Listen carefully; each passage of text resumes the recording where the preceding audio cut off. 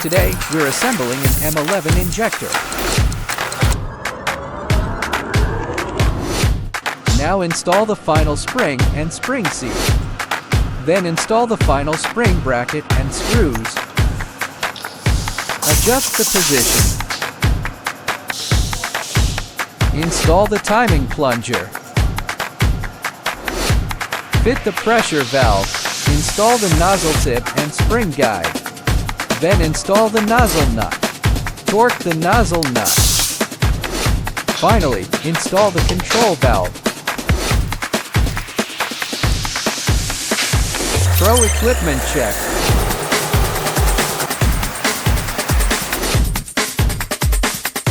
Within calibration range.